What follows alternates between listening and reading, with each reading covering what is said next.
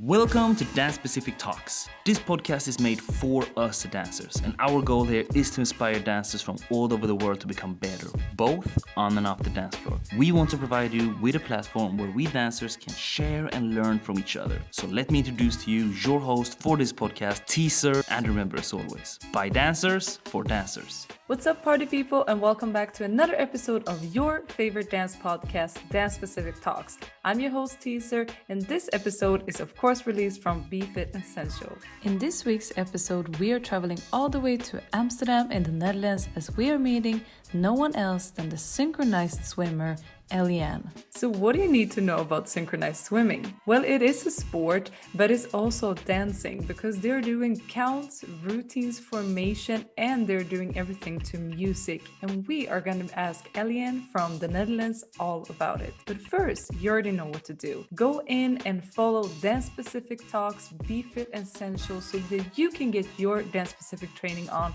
right now. And don't forget, we are on all the podcast platforms, Spotify, iTunes, and also on YouTube and Facebook. Don't forget, when you subscribe, share your favorite episode, we can grow. And you can also send in your favorite dancers so we can interview them. And now, let's get it going. Oh, welcome to this interview, Elianne! Thank you. You are currently in Amsterdam, Netherlands. Am I correct? Yes. Yes. Is this where you were born and raised? No, I was born in Amersfoort, near to Utrecht. But I live in Amsterdam for almost 4 years now. Yeah.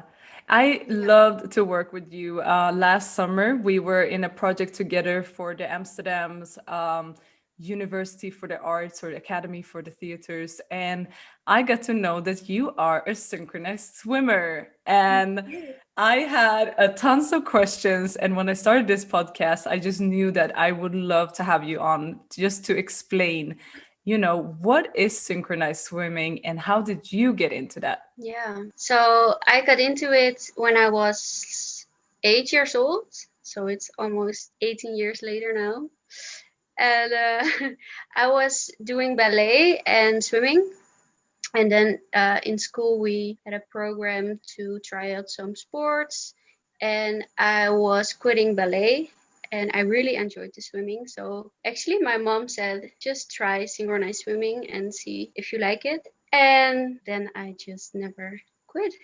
Wow. And like for people who don't really know what synchronized swimming, how would you explain what it is? It's almost dancing in the water. So you have a routine in the water on music with a team, and there are a lot of elements. So you need the routine, you need power, strength, flexibility, coordination, everything. Yeah, so everything comes together and you have a routine on the music. Wow. And just to paint like the picture, so how would since you were 8, you've been doing this, how has your training been looking like? For a dancer, it's usually you go to a dance studio, or if you're a battle, you go to battles a lot. How does your training look like and have been looking like for the last 18 years of your life? When you start synchronized swimming, you usually start 1 or 2 times a week, and you're trying stuff in the water. The most things are like coordination and just counting on music and just swim. So for example, breaststroke on counts, and then you have a lot of technical elements, and it's in all different kind of age divisions. So it builds. You have to work on your flexibility a lot when you're younger, and when you get older, you're in different types of competitions and your training program. Have you been competing a lot as solo or mostly in group? Mostly in group. So most of the girls are doing groups, and when you're a little bit better, then you going to do a duet or solo. All right. And you explained to me this summer when I asked you like that, there is, the dry land training and then there's in the water training. What's the differences there? What do you train up above land and in the water? Actually, we have 2 types of land training. So we call it land training and dry training. And land training is more strength, so build some muscles, and also flexibility. And dry training is try your routine, but then not in the water. So you use your arms to try out your routine and use your counts and your music. So there's two types. Yeah, when you are in the water, you use the most that are shown is like either arms or legs. So when you are Yes. actually doing the land training, you have to with your arms Yeah. and that you have legs upwards. Exactly. Is that how I explain Yeah. it the best? Yeah. Yeah.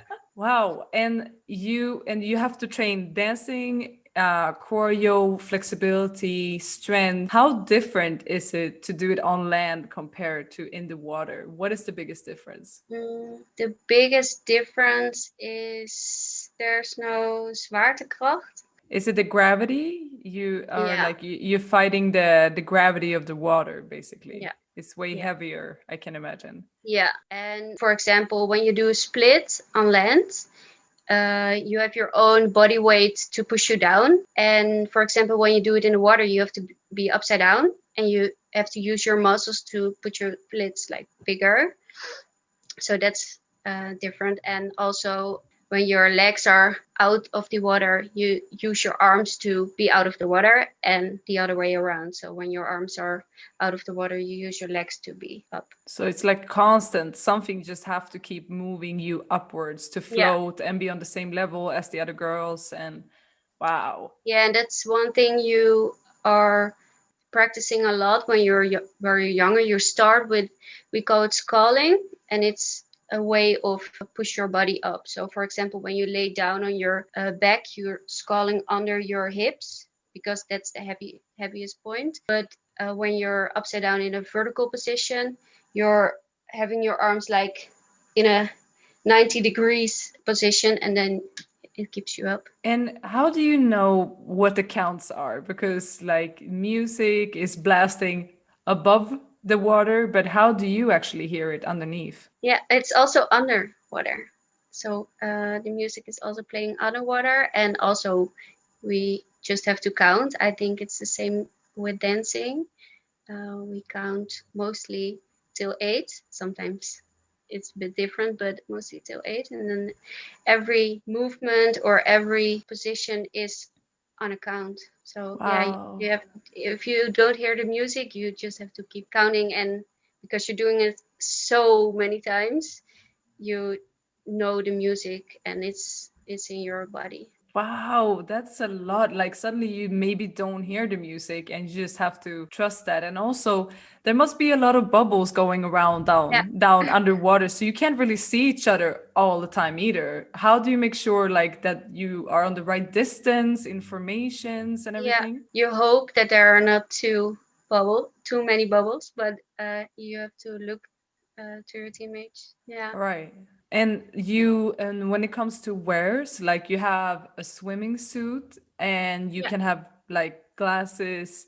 Do you tie up your hair or do you have these bathing hats on or how does it look like? When we have practice, we just wear a swimsuit and a swimming cap and goggles. But when we have a competition, we put our hair in a bun and we put a gelatin in our hair, so it it's sticks. really tight to the back. Yeah. And it sticks in the water, and we don't wear goggles at competition, so we have makeup on and just look pretty. Wow, that must be such a good waterproof makeup in order Yeah. for it to stay. But there are a lot of tricks you can use to keep your makeup on. What's the tricks? Do you do hairspray in your face to keep it on or No. For example, you can wet your brush and then just put it on and then it sticks. Wow. As long as you don't rub it in your face. Yeah, exactly. Yeah. Yeah. And you have to design and sew your own swimming suits for the competitions. Yeah.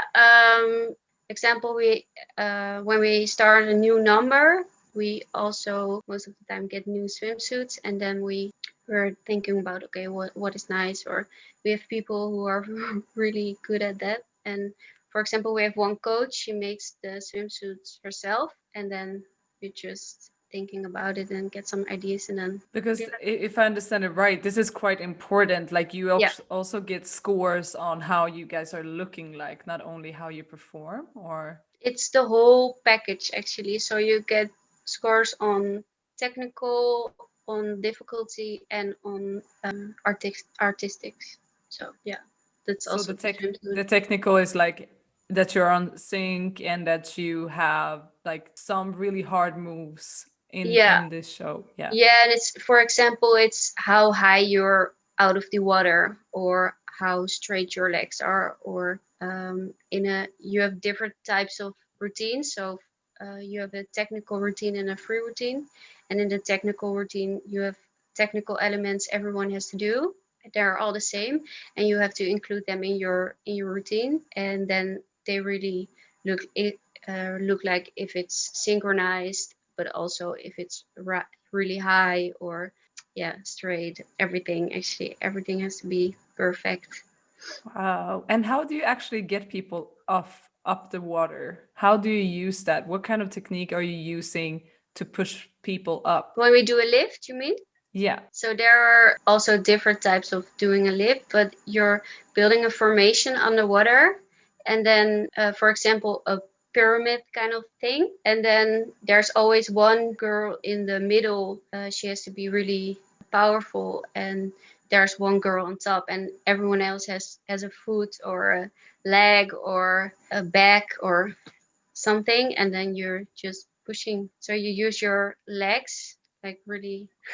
I always do it with my hands, but your legs are, it's called egg beating, and then you're It's like going really up and paddling. Okay. And you told me that there was a rule that you actually cannot touch the bottom. Is that correct? yes, yes, you cannot touch, because then you're disqualified. So how do they film underwater?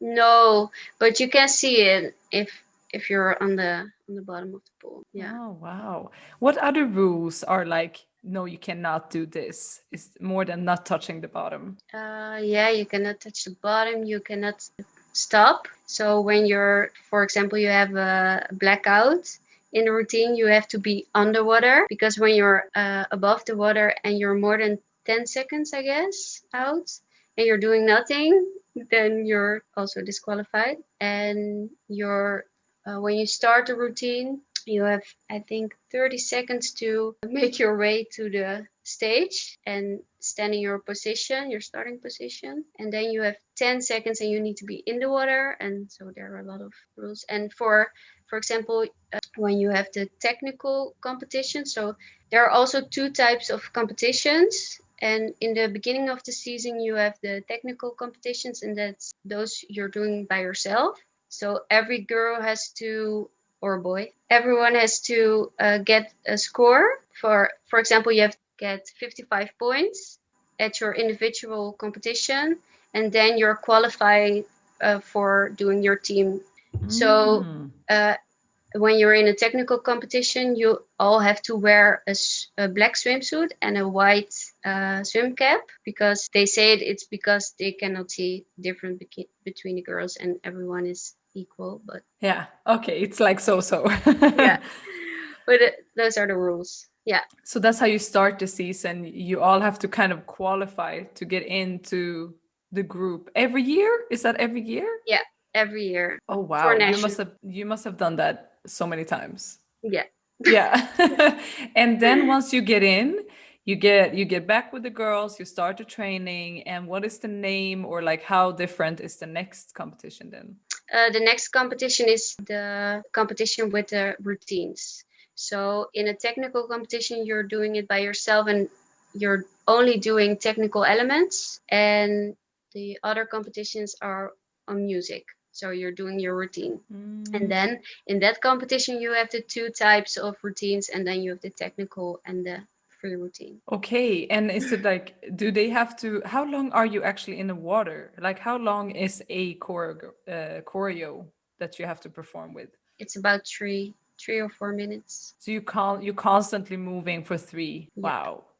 So when it comes to like extra training that you have to do in order for your body to be able to do that, do you train more explosive training or like endurance, or how does your extra training look like outside? Outside the water, it's mostly to get stronger. So we also do push-ups and burpees and squats and everything like that. But also we do a lot with our own body weight.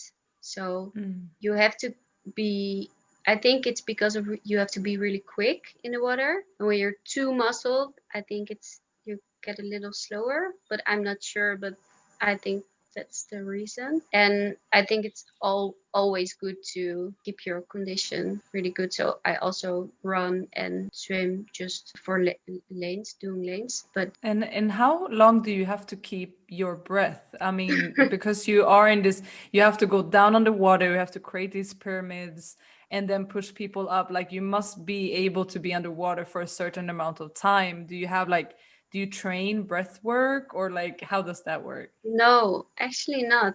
Everyone is asking me that, but I really don't know how long I can be underwater. But I think the difficulty is that you have to hold your breath while you're doing crazy stuff with your legs and get really tired. So I think that's the part that gets really hard for your body.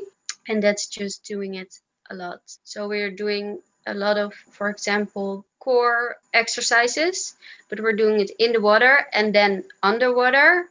So you have to hold your breath and also keep your legs up. So you train your arm muscles, for example, by sculling, or we have weights on our ankles or on our wrists to have some more weight. But yeah, we're doing it also underwater. So you have to hold it and then you train it.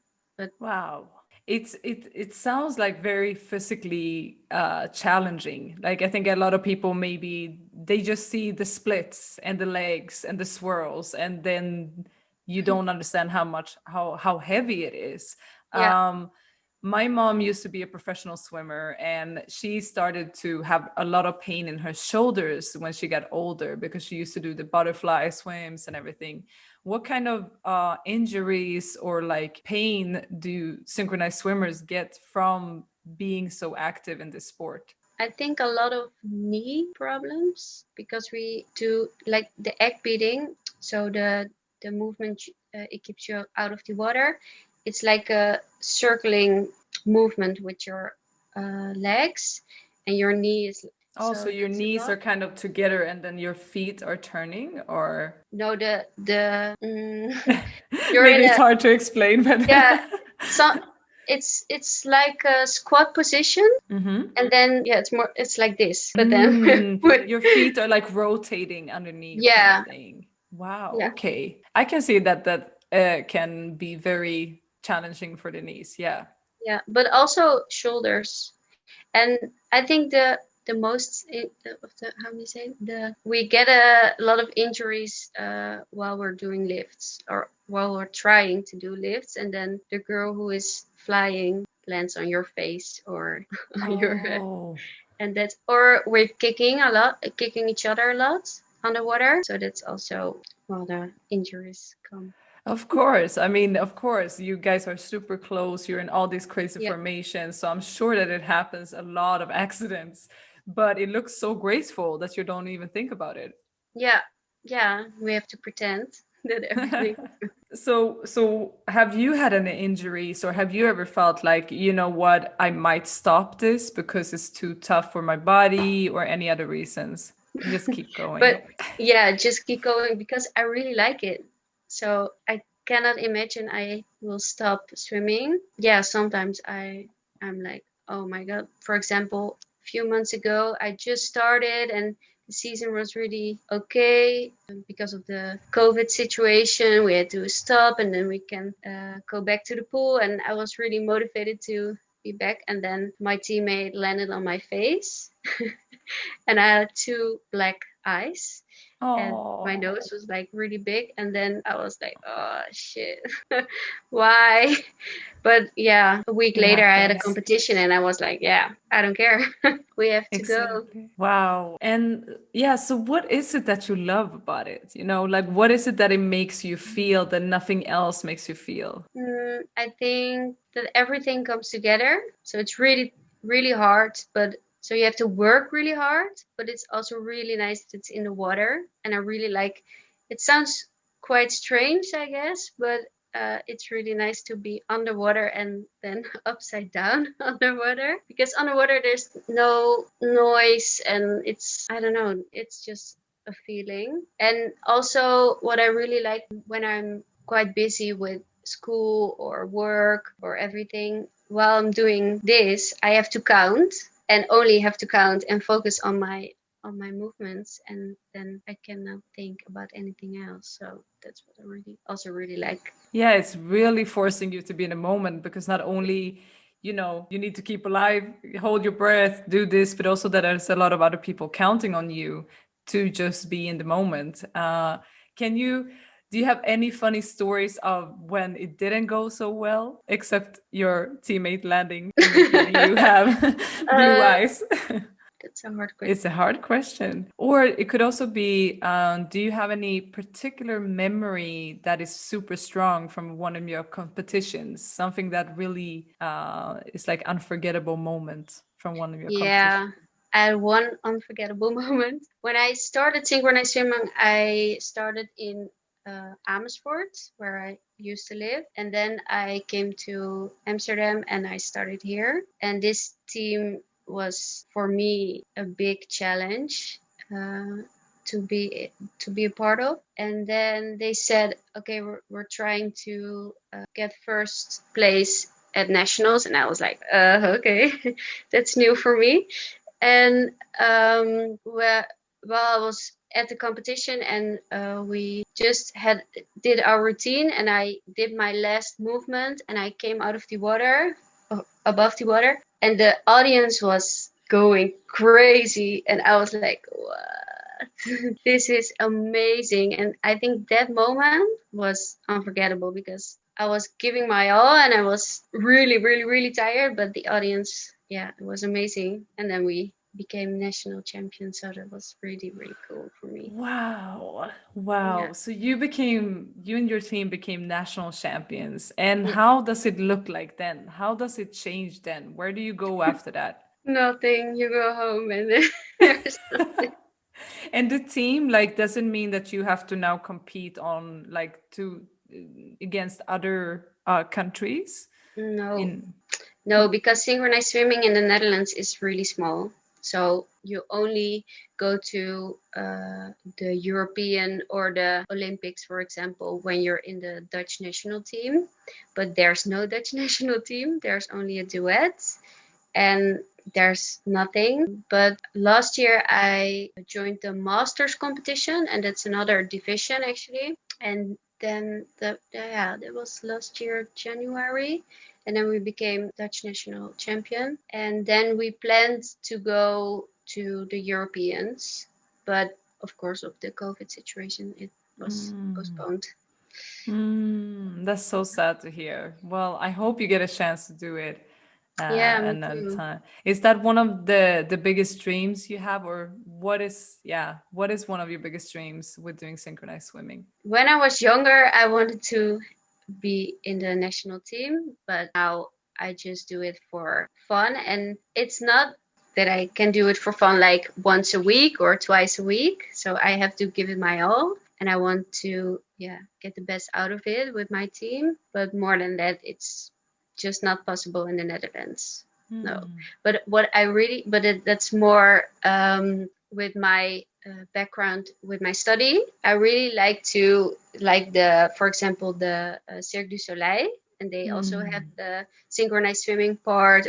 As they have one show with a lot of synchronized swimmers in it, and something like that I really want to do like arrange, a big performance. Yeah, because I think it's also really a cool art form. Yeah, Yeah, for sure. And can you tell us about something that you have done outside the competitions? You actually get booked sometimes for gigs as the swimmer troupe that you are. Like, what kind of gigs are there? Do you also have something memorable from one of your gigs that you've been doing? Yeah, we did a lot of release. We did a release for some jewelry watch thing, and we also did at the festival, or we swam in the eye. Yeah, in the canal. Yeah, but also like the anniversary from the aqua joke. group from the Amstel Hotel.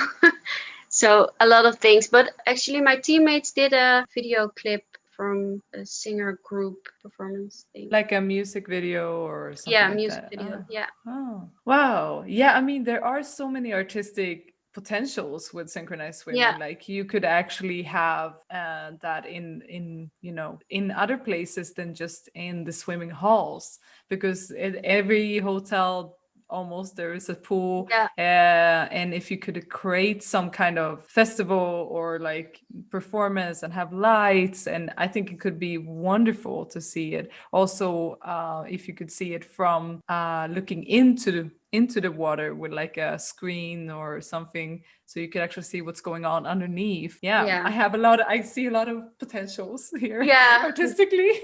Yeah, I also, for example, did a film. It's already, I think, almost 2 years, 1.5 years ago, and it was about the competition between girls. So not in a sport, but also outside within friend groups or something. And they used the synchronized swimming as a metaphor. So it's beautiful above the water, but underwater it's hard work and also a lot of kicking. And I was asked to help them with the film.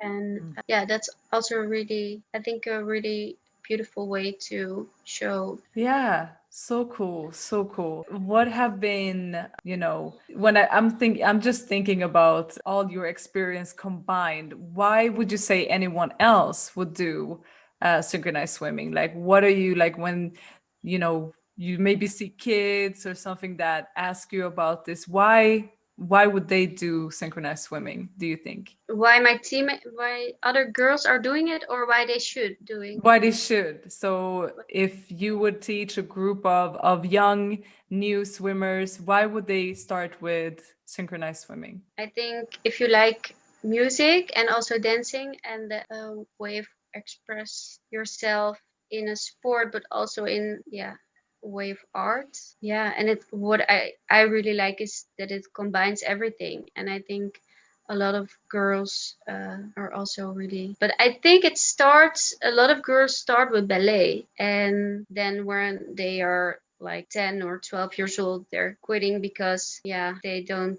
or they are not good enough to grow further. And I think synchronized swimming is challenging in so many ways. Yeah, I think you should do it when you like to perform, but also work really hard.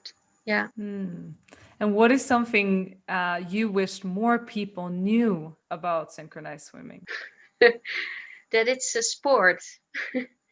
Or you have to train like an athlete, and not just, it's not like in the movies they jump in the water with a really colorful swim cap on and just be in the pool like super happy, but it's actually hard work. I think that's the biggest misunderstanding. Yeah. And now when you prepare yourself for example, going into a performance or a competition, how do you mentally prepare for that? Because you have trained, you know your choreo, you know your counts. So how do you train mentally, and what happens with you right before you enter the water before a performance? I prepare myself to really be with myself and just going through the routine in my head a lot. And I also tell myself, okay, you can do this. You're not drowning, or it's okay, because there's always for example, when the coach say okay, we're doing our full routine now, everyone is freaking out. No, we cannot do the full routine, and it's too hard, and that's the mental part of synchronized swimming. You're just dying halfway the routine, you're dying, and you have to get through it. So that's one thing I always tell myself, okay, I will make it to the end. And when I right before we start, I think it's a mental thing for myself, but I always say it to my teammates, okay, we can do this. I have to say something to my team. Yeah, and then just switch and go. Yeah, I think it's after all the training, when you're at the competition, it's 90% mental. Wow. But I think it's the same for dancers. You're nervous and you're, I don't know, freaking out, but when you have to go on the stage, you just have to go. And yeah. Wow. And do you have any particular like favorite synchronized swimmers out there, and why are they your favorites? yeah, I really like Gemma Menguel. She's a Spanish swimmer, and she's really expressive. So I really like that. She's also technical, really good. But I like the expressions and the passion actually she puts in her routines. Yeah, I think she's crazy. Yeah, because that's maybe also something that a lot of people maybe don't see is the artistic, the expressions, the emotions that can be shown. Because when I think about swimming, all I see is paddle this, paddle that, and straight legs, or But when you started showing me videos of how these solo dancers can actually have their own storytelling and their own song, and it becomes like a whole other thing. It's really dancing, but in water. Yeah. Yeah.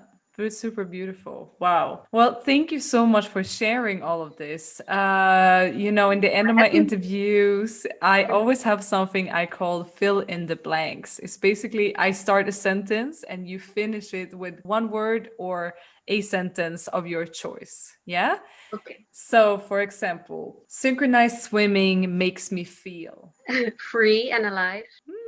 There you go. Beautiful. When I want to motivate my team, I always say, we got this. We go for a win. and we're not dying. That's great. And we're not dying. Yeah, there's one thing we always say to each other. That's actually a funny thing. When we were practicing for nationals, we had a yell kind of thing, and we said, what are we gonna do? Winning. And that was the thing. But in the water, when you're practicing, the coach says, we're going to do this, and then a girl was asking, what are we gonna do? And everyone was like, winning. And it's just a thing in every practice we keep saying. So when someone is asking, what are we gonna do? Then everyone says, winning. Oh, that's beautiful. Just affirmations, manifest, that's great. Yeah. All right. I envision synchronized swimming in the future to be. If you could dream big with synchronized swimming, how would it look like? For myself or just in the world? Both. Yeah, I just hope that synchronized swimming in the Netherlands will be bigger, so will be known more, and gets a little more respect. Yeah, but also more possibilities, I guess, as well to make it bigger. Yeah, beautiful. All right. Well, in the end of my interviews, I'm always giving the microphone to my guest. If we want to check out your group, where do we go? Is there any social medias or websites or anything? And is there anyone you want to love bomb? You're also free to do it. The microphone is yours. Okay, when you want to follow us, you can follow us on Instagram and Facebook at the Dolfijn Synchroon Zwemmen. The Dolfijns? The Dolfijn, yeah. All right. Okay, perfect. And this has been amazing. Thank you so much for sharing your information. And I feel at least that I've learned a lot of new things about this sport that I've never been talking about before. So thank you so much. Thank you for having me. Yeah. Don't forget to click subscribe, comment below, and give us a rating or review. We have a Facebook page, YouTube page, and we are on Spotify, Google Podcasts, iTunes, and all the other podcast platforms. We also have an Instagram, so don't forget to tag us in your favorite episode and share it with the world, because we read all of it.